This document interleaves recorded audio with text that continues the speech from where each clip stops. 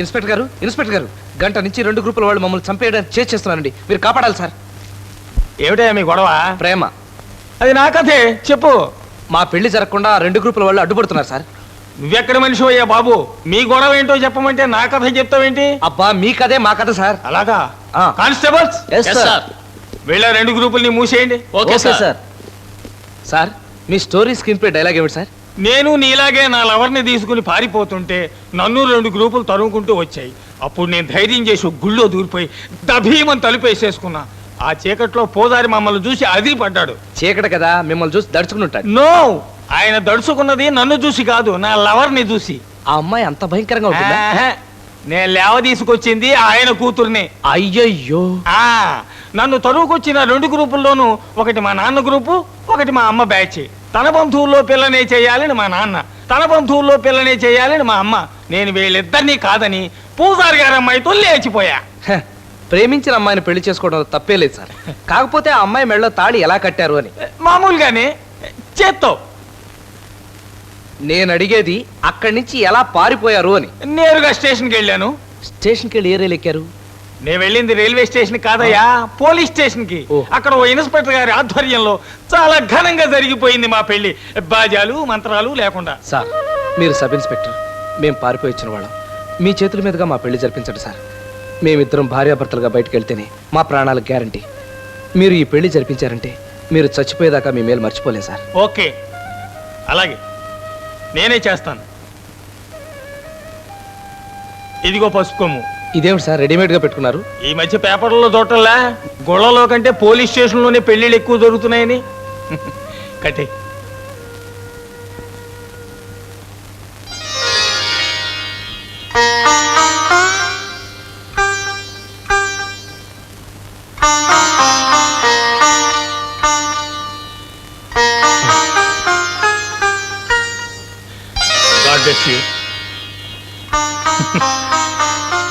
ఇది 28వ.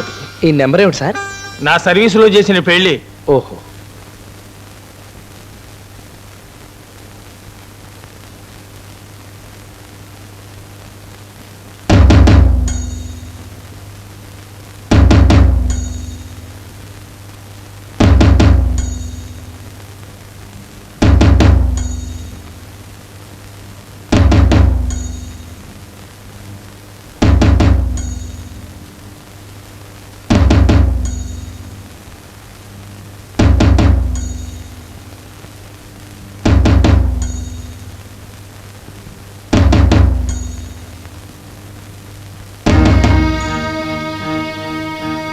బామ్మ,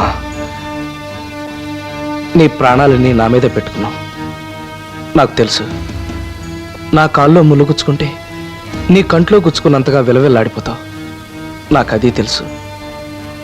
బామ్మ, నా భవిష్యత్తు గురించి ఎన్నెన్నో బంగారు కళ్ళ కన్నావు. నా పెళ్లి రంగరంగ వైభవంగా చేయాలని ఎంతో ఆశపడ్డావు. నిజమే, నీకు ఆ హక్కు ఉంది. కానీ నాకు కూడా కొన్ని ఆశలుంటాయి కదా.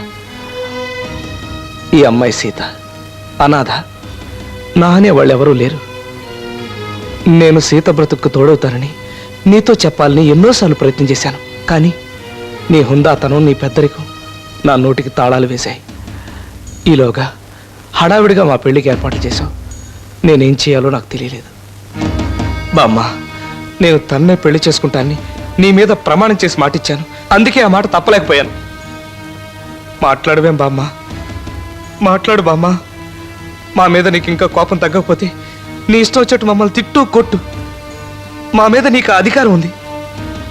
కానీ నాకు ఇంకేం వద్దు బామ్మ. మీరిద్దరూ క్షేమంగా ఉండండి. నువ్వు ఒక్కసారి ఆశీర్వదించు బామ్మ. నువ్వు ఆశీర్వదిస్తే ఆ అమ్మవారు ఆశీర్వదించినట్టే. అది నా నమ్మకం. నిన్ను ఆశీర్వదించడానికి నేనెవరయ్యా?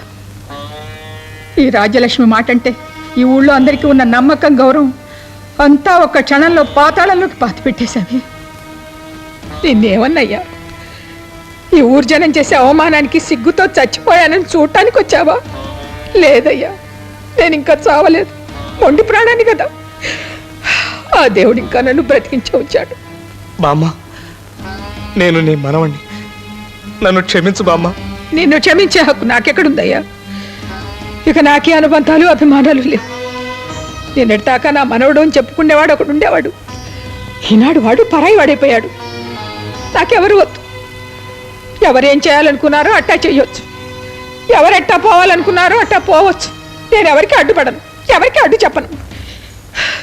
ఈ ఇంట్లో నన్ను ఒంటరిగా వదిలేయండి చాలు. అయితే నీకు నాకు ఎలాంటి సంబంధం లేదని ఖచ్చితంగా తేల్చి చెప్పేశావు కదూ? సరే, నువ్వు కొనిచ్చిన ఈ గొలుసులు ఉంగరాలు మాత్రం నాకెందుకు? తీసుకో. ఈ వాచ్ మాత్రం మా తాత కొనిచ్చింది. నీ కాళ్ళ మీద పడి దీవెనలు అందుకోవడానికి నువ్వు ఒప్పుకోలేదు కదూ? సరే, నీ కాళ్ళకి ఎలా దండం పెట్టాలో నాకు తెలుసు.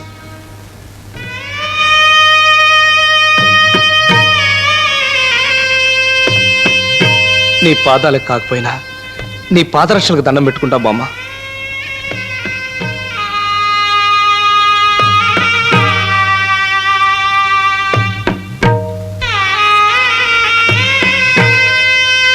పద సీత, వెళ్ళొస్తాం బామ్మ.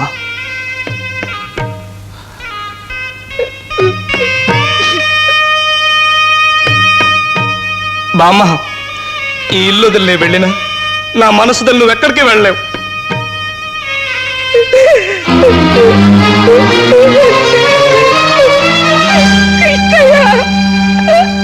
బామ్మని పెట్టిపోయావరా?